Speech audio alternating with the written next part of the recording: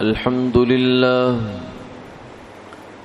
لله وكفى وسلام على عباده الذين اصطفى أما بعد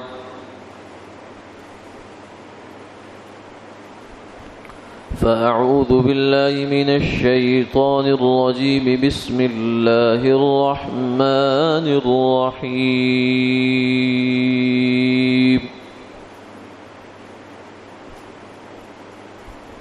قال الله تبارك وتعالى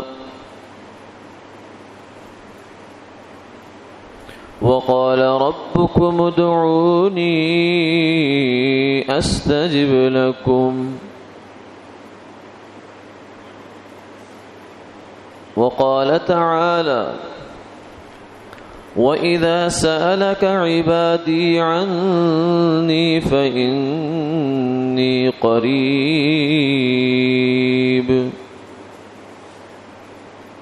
أجيب دعوة الداعي إذا دعان فليستجيبوا لي وليؤمنوا بي لعلهم يرشدون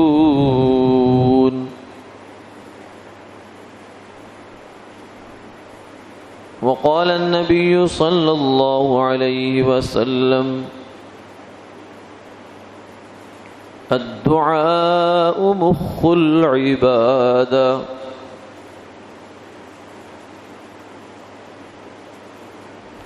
وقال النبي صلى الله عليه وسلم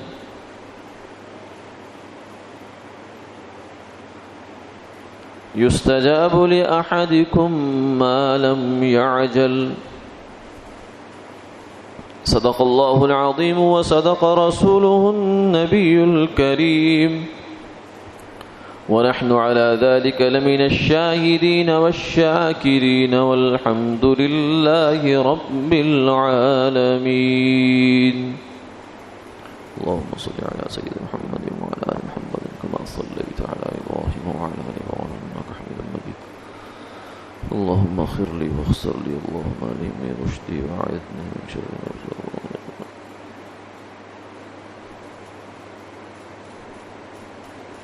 محترم و مکرم حاضرین و سامعین،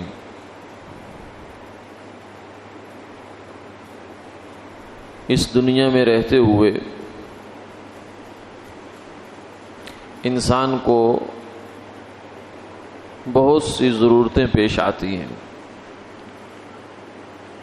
بلکہ یوں سمجھیے کہ انسان شاید مخلوقات میں سے سب سے زیادہ محتاج ہے۔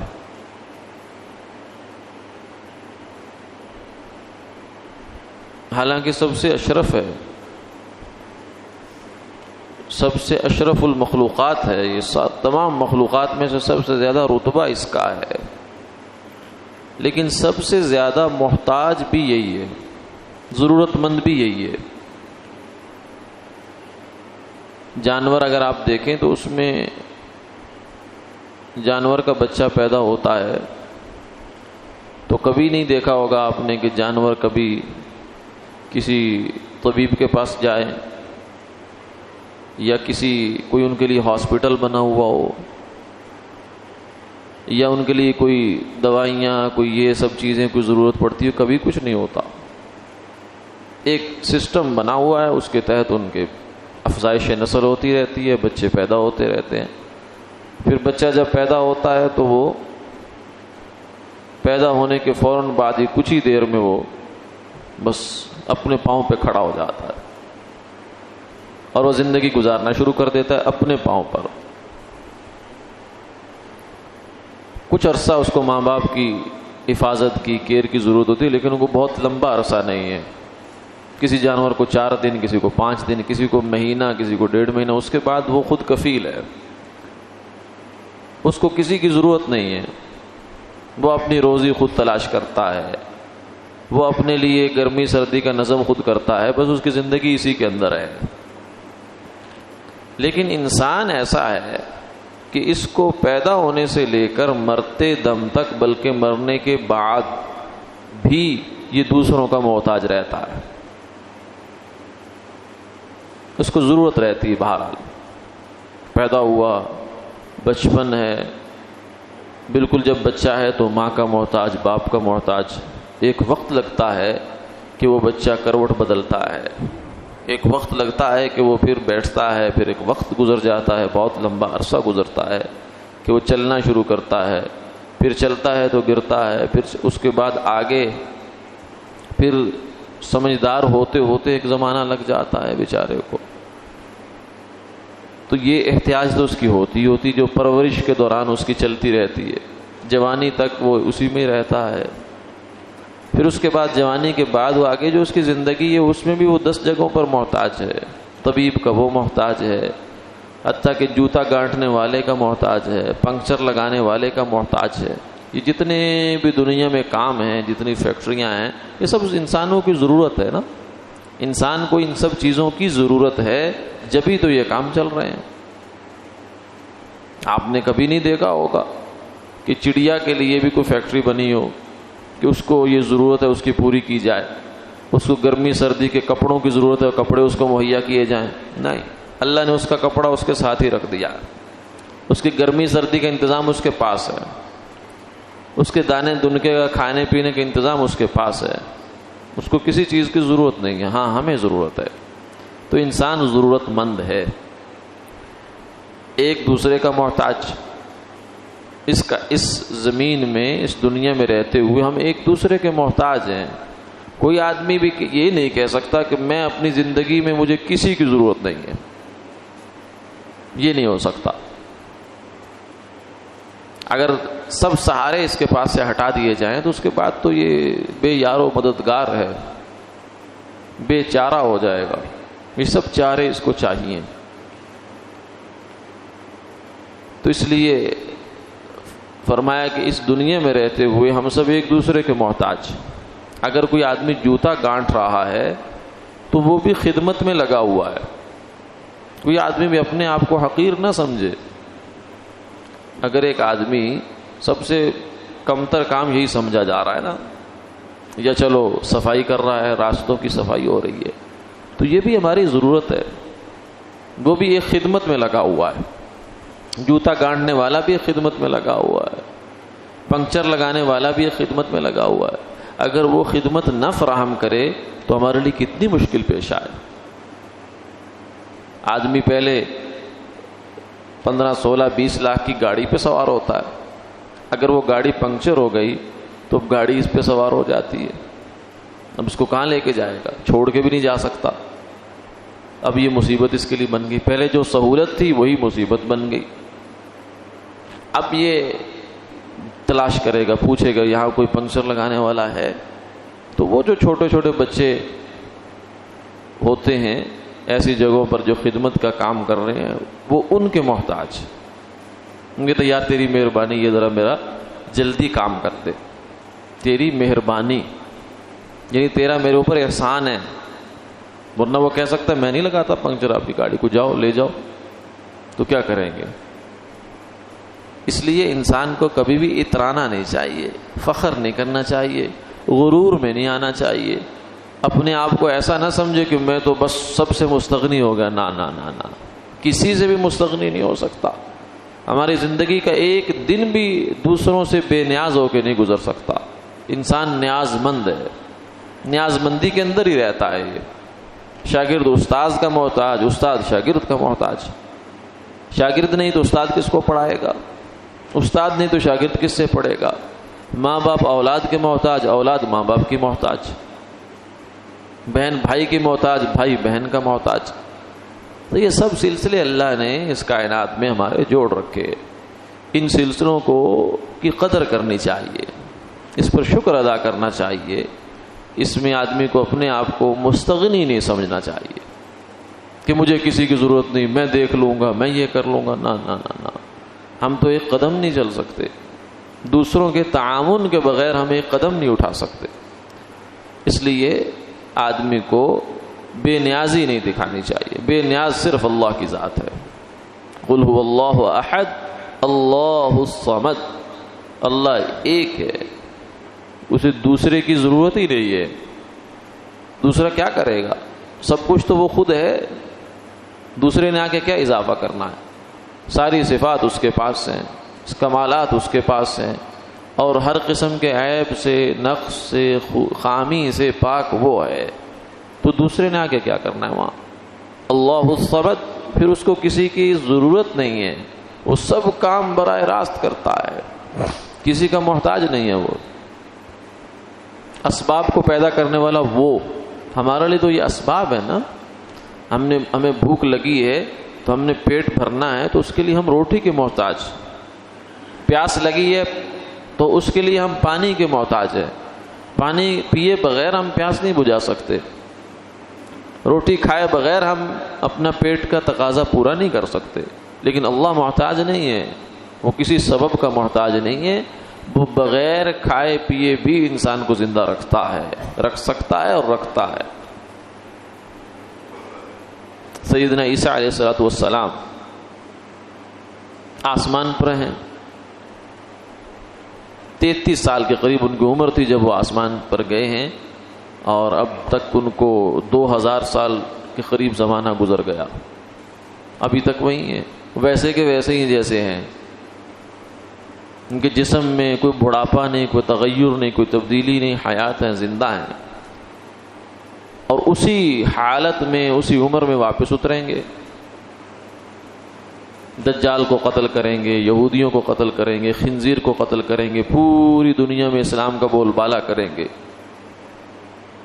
تو بغیر کھائے پیے اللہ نے ان کو 2000 سال گزر گئے، اور آگے پتہ نہیں کتنے سال اور زندہ رکھیں گے ان کو.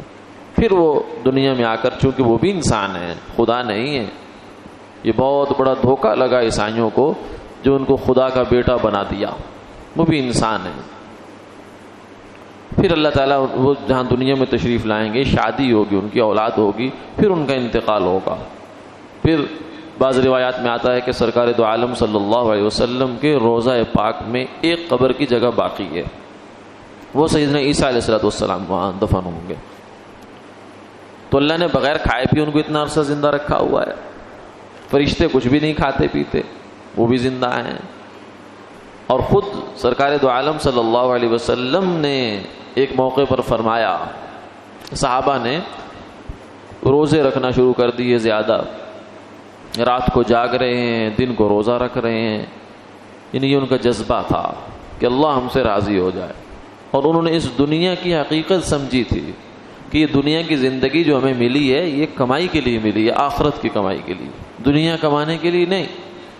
دنیا تو ضرورت ہے، وہ تو کرنا ہی کرنا ہے. پیٹ کا دھندا کرنا ہے، کپڑا پہننا ہے وہ ضرورت ہے، مکان بنانا وہ ضرورت ہے، خوشی غمی میں جو کچھ خرچ کرنا ہے وہ ضرورت ہے ہماری، وہ تو کرنا ہی کرنا ہے. لیکن مقصد یہ نہیں ہے، مقصد پیٹ پالنا ہمارا دنیا میں نہیں ہے. صحابہ نے اس مقصد کو سمجھا، تو اس لیے انہوں نے اپنی زندگی کو بہت قیمتی بنایا.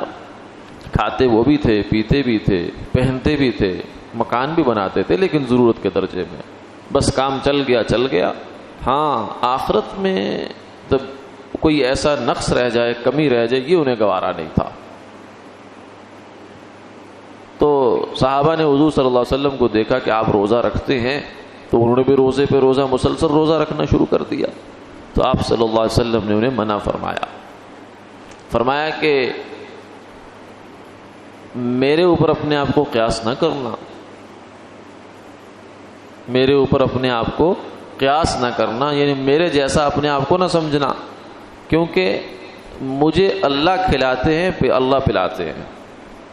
یعنی بظاہر تو میں نہیں کھا رہا، روزے سے ہوں، روزے پہ روزہ رکھ کے جا رہا ہوں، لیکن مجھے اس روزے کی وجہ سے کوئی کمی، کوئی جو کمزوری ہے وہ اس درجے میں نہیں ہوتی، کوئی میری نماز پر اثر انداز ہو جائے، میری دینی خدمات پر، دینی کاموں پر اثر انداز ہو جائے، ایسا نہیں ہوتا. اللہ نے مجھے طاقت دی ہوئی ہے. اور ایک نبی کے اندر 40 جنتی مردوں کی طاقت ہوتی ہے.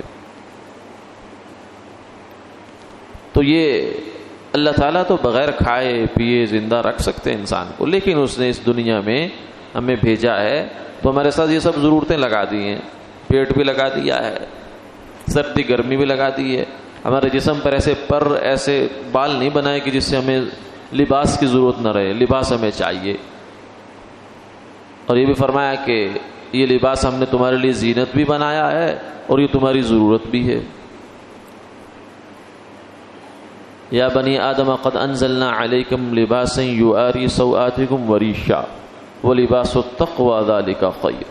اے بنی آدم ہم نے تمہارے اوپر لباس نازل فرمایا، تمہارے لیے لباس بنایا اور تمہارے لیے زینت کی چیز بھی بنائی، لیکن تقوی کا لباس اچھا لباس ہے. تو دنیا میں عرض کرنے کا مقصود یہ ہے کہ ہر انسان دوسرے انسان کا محتاج ہے، پھر سب مل کر اللہ کے محتاج ہیں. یا ایھا الناس انتم الفقراء الی اللہ. اے انسانوں، اس میں کوئی انسان پیچھے نہیں رہا، چاہے وہ انبیاء علیہ السلام ہو دین کے اعتبار سے بہت بلند، چاہے وہ اولیاء اللہ ہوں، چاہے وہ بادشاہ ہوں دنیا کے، چاہے وہ مالدار ہوں، فقیر ہوں، غریب ہوں، مسکین ہوں، ہر انسان اس کے اندر ہے. یا ایھا الناس، اے انسانوں، انتم الفقراء الی اللہ، تم سب اللہ کے محتاج ہو. پہلے دنیا میں ایک دوسرے کے محتاج، پھر سب مل کر اللہ کے محتاج. کیوں؟ اس لیے کہ ایسا ہوتا ہے کہ کچھ ضرورتیں ہماری انسان پورا کر دیتا ہے ایک حد تک. ہمیں معمولی سا زکام ہوا، نزلہ ہوا، بخار ہوا، ہم گئے، اللہ نے سبب بنایا ہے، ڈاکٹر کو، طبیب کو، معالج کے پاس گئے اور انہوں نے ہمیں نسخہ لکھ دیا، دوائی لکھ دی. وہ دوائی ایک سبب ہے، اللہ کے حکم ہوگا تو دوائی اثر کرتی ہے، اور ہوتا ہے تو کرتی ہے، نہیں ہوتا تو نہیں کرتی. تو وہ لکھ کر دے دیا، ہم نے استعمال کر لیا، اس سے بے فائدہ ہو گیا. تو یہاں تک انسان کے کام آ گیا، یہاں تک تو سبب کے انسان کے کام آ گیا. لیکن پھر اس سے اوپر ضرورت جب پڑتی ہے کہ ڈاکٹر لکھ دیتے ہیں، اب ہماری طرف سے جواب ہے، ہم کچھ نہیں کر سکتے. چھوٹا ڈاکٹر بڑے کے پاس بھیجتا ہے، بڑا بڑے کے پاس، بڑا بڑے کے پاس، لیکن بالآخر وہ کہتے ہیں کوئی فائدہ نہیں ہے آپ کو.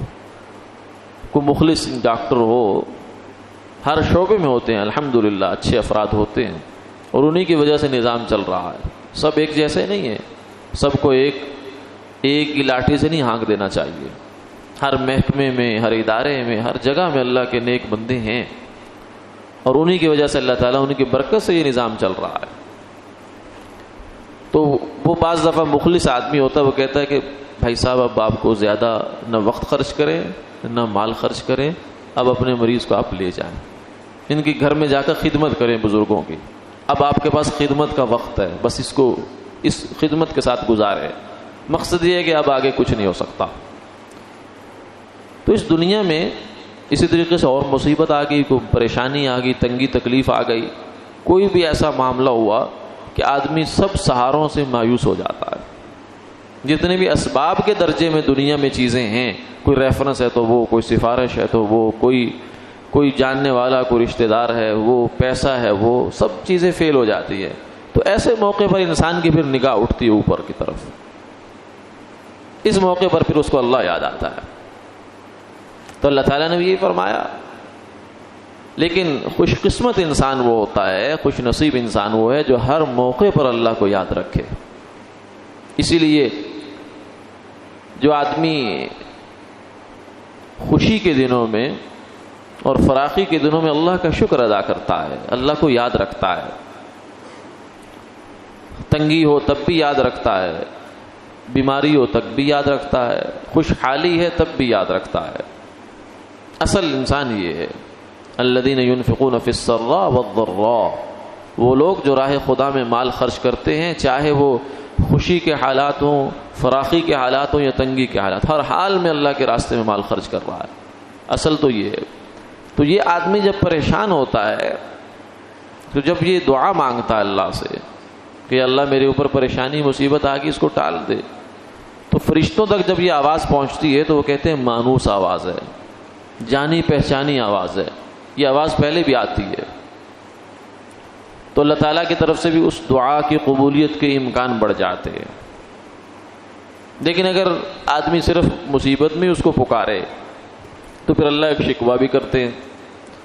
قرآن پاک میں اس نے کہا کہ مشرکین مکہ جو ہیں یہ کیا کرتے ہیں، عام حالات میں اللہ کو نہیں پوچھتے کہ اللہ کون ہے، کہاں ہے، کیسا ہے. کیوں؟ اس لیے کہ عام حالات میں وہ یہ سمجھتے ہیں کہ ہمیں یہ جو نچلے نچلے کام ہیں نا، یہ اللہ نے بانٹ دیے ہیں، ان کو ڈسٹریبیوٹ کر دیے. اولاد ایک بت کو دے دی، اور روزی دوسرے کو دے دی، اور بارشیں تیسرے کو دے دی، کھیتی چوتھے کو دے دی، مویشی جان وغیرہ یہ چوتھے کو، پانچویں کو دے دی. اس طرح کر کے وہ سمجھتے ہیں کہ اللہ تعالیٰ تو اب فارغ ہو کے بیٹھ گئے ہیں.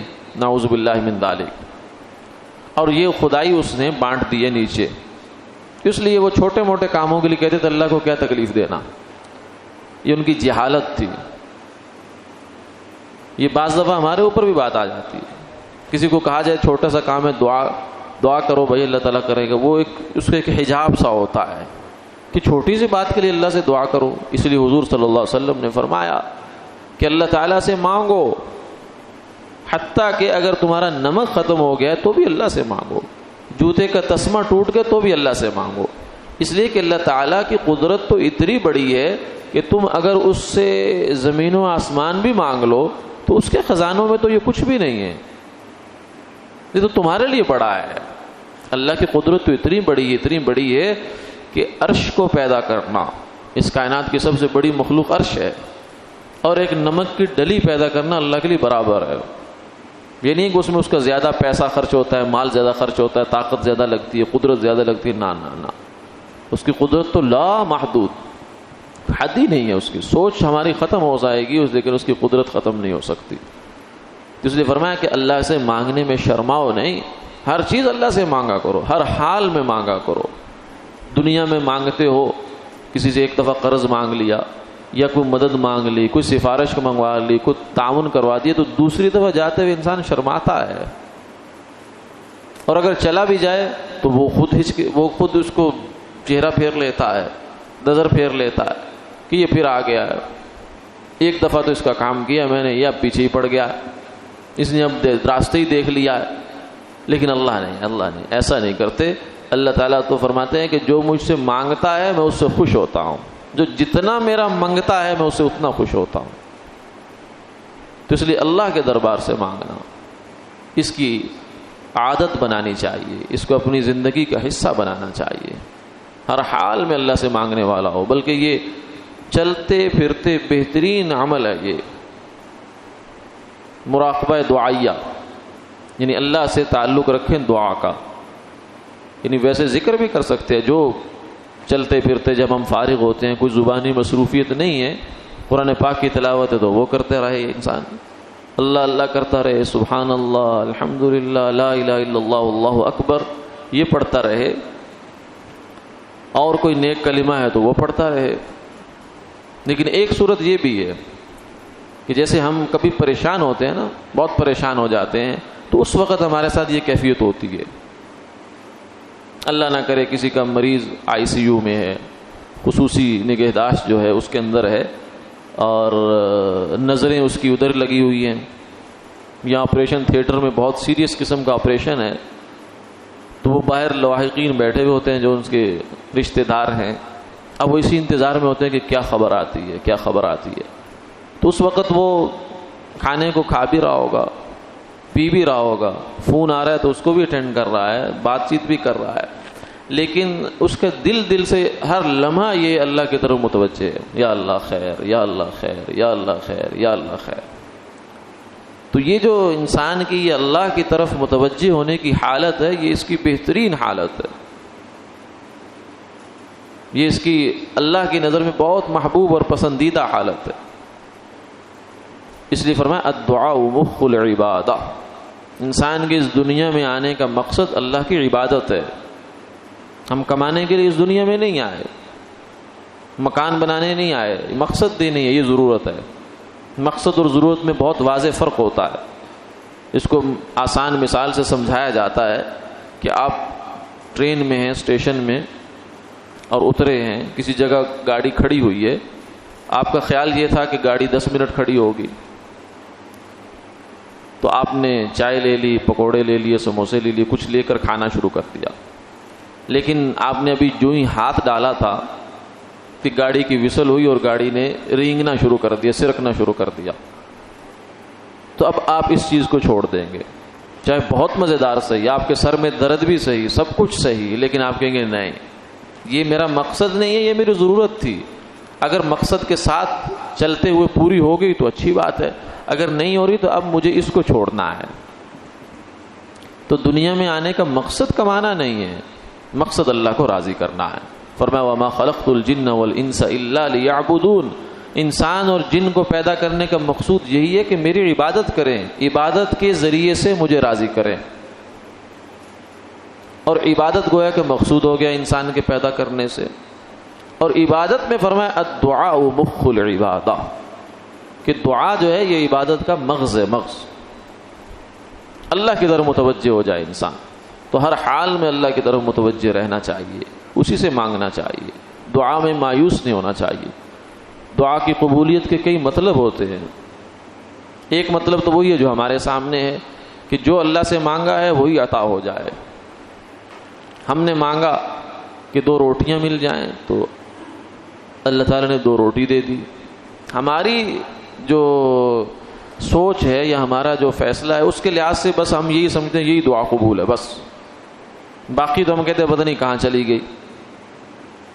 لیکن یہ دعا کی قبولیت کا ایک مطلب ہے، پورا مطلب نہیں ہے یہ اس کا. دوسرا مطلب یہ ہے کہ جو مانگا ہے اس سے اللہ بہتر عطا فرماتے ہیں. ہم نے مانگی 2 روٹیاں، اللہ نے توفیق دے دی 2 رکعت نماز نفل پڑھنے کی، تو یہ دعا ہماری وہی قبول ہوئی لیکن بہتر ہو کر.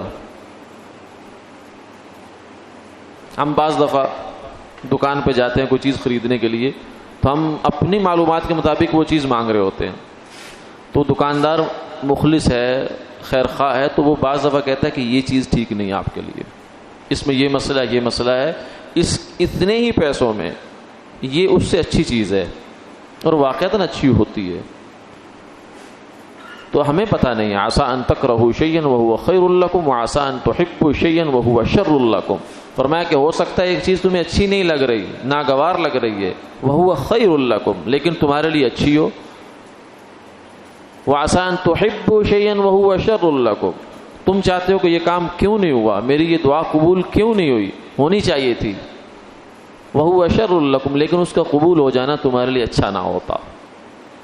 اللہ کے خزانوں میں کیا کمی ہے، لیکن اس نے دنیا کا نظام ایسا رکھا ہے کہ اس میں اس نے شر کے ساتھ خیر، خیر کے ساتھ شر، شر کے پیچھے خیر، خیر کے پیچھے شر، یہ سب چیزیں اس کا ایک سسٹم ہے، اس کا ایک نظام ہے. واللہ یعلم وانتم لا تعلمون، اللہ جانتے ہیں تم نہیں جانتے ہو، کہ تمہارے لیے کیا اچھا ہے یہ اللہ جانتے ہیں. تو اللہ تعالیٰ اگر دعا کو یوں قبول کریں کہ اس کو 2 روٹی کی جگہ 2 نفل پڑھنے کی توفیق دے تو یہ زیادہ اچھا ہے. اور پھر تیسری صورت یہ ہوتی ہے کہ ہم نے دعا مانگی کہ یا اللہ فلاں چیز دے دے، گاڑی دے دے، مکان دے دے، نوکری دے دے، یہ کر دے، وہ کر دے. اب ہمیں نہیں پتا تھا کہ ایک آزمائش، ایک مصیبت ہمارے انتظار میں کھڑی ہے، جان کی، مال کی، کسی اعتبار سے بھی ہو سکتی ہے. تو اللہ تعالیٰ نے ہماری اس دعا کی برکت سے اس مصیبت کو ہٹا دیا. اور یہ ایسا کام ہوا، بالا بالا ہوا، ہمیں خبر ہی نہیں ہوئی، لیکن ہمارے حق میں ہوا، اس دعا کی برکت سے ہوا. ہمیں دنیا میں دیکھیں کتنی خوشیاں بسا اوقات مل جاتی ہیں بغیر ہم نے کبھی سوچا بھی نہیں ہوتا. تو یہی سوچ لیں کہ ہماری یہ دعاؤں کے نتیجہ ہو سکتا ہے. ایک آدمی کو اولاد ملی، کہتا ہے میں نے تو کبھی اللہ سے دعا بھی نہیں کی میری اولاد ہو جائے. اور کئی بیچارے لوگ ہیں بیت اللہ میں ماتھے رگڑ رگڑ کے تھک جاتے کہ یا اللہ اولاد دے دے، بیٹا نہیں دیتا بیٹی دے دے. تو آپ کو بن مانگے اس نے اتنی بڑی نعمت دے دی جس کے لیے لوگ کروڑوں خرچ کرنے کے لیے تیار ہوتے ہیں. تو یہ کیا، یہ کسی چیز کا نتیجہ نہیں، یہ ہو سکتا ہے آپ کی دعاؤں کا ہی نتیجہ ہو. پھر اس نے کتنی مصیبتیں ہٹا دی، یہ تو کسی کھاتے میں آئی نہیں نا، کسی شمار آپ کو پتہ ہی نہیں چلا کہ مصیبت آنے والی تھی، وہ اللہ نے ہٹا دی ہے. تو یہ بھی دعا قبول ہو گئی. اور پھر چوتھی دعا کے قبول ہونے کا مطلب یہ ہے کہ اللہ تعالیٰ اس دعا کو آخرت کے لیے ذخیرہ کر لیتے ہیں، وہاں جمع ہو جاتی ہے، پھر اس کا اجر پورا پورا اللہ تعالیٰ آخرت میں عطا فرما دیں گے. اور یہ بھی فرمایا کہ جب یہ چوتھی قسم کی قبولیت ہے نا، یہ جب انسان کو وہاں ملے گی، نظر آئے گی، تو پھر یہ دعا کرے گا کاش کہ دنیا میں میری ایک دعا بھی قبول نہ ہوتی۔ کیوں؟ اس لیے کہ دنیا تو گزرنی تھی، گزر گئی۔ دنیا کا دن جو گزر جاتا ہے گزر جاتا ہے، اس کے بعد اس کے بس نشان ہی رہ جاتے ہیں، وہ کیفیت، وہ اثر تو نہیں رہتا، نہ خوشی کا رہتا ہے نہ غمی کا رہتا ہے۔ عید کا دن شروع ہوتا ہے تو خوشیاں، سورج ڈھلنے پہ آتا ہے تو وہ خوشیاں ساری غائب ہو جاتی ہیں۔ شادی میں بھی ایسا ہی ہوتا ہے، غمی میں بھی ایسا ہی ہوتا ہے، پہلے دن بہت غم، دوسرے دن کم، پھر تیسرے دن اس سے کم، پھر رفتہ رفتہ انسان اپنے معمول پہ آ جاتا ہے۔ پھر کبھی یاد کرتا ہے تو غم آتا ہے، ورنہ وہ بھول ہی جاتا ہے کہ میرے ساتھ یہ حادثہ بھی ہوا ہے۔ تو دنیا کی زندگی میں تو جو گزر گیا وقت گزر گیا، اس لیے وہ اس وقت یہ خواہش کرے گا کاش کہ دنیا میں میری کوئی دعا قبول نہ ہوتی۔ تو اس لیے دعا سے مایوس نہ ہو، اور دعا میں کے آداب میں سے ایک ادب یہ ہے کہ اس کے اندر جلدی نہ مچائی جائے کہ میں اتنے دنوں سے مانگ رہا ہوں قبول ہی نہیں ہو رہی۔ نہیں، مانگتے ہی رہے، مانگتے ہی رہے، مانگتے ہی رہے۔ یہ مانگتے رہنا بھی ایک خزانہ ہے، صرف دعا کا قبول ہونا خزانہ نہیں، یہ مانگتے رہنا بھی ایک خزانہ ہے۔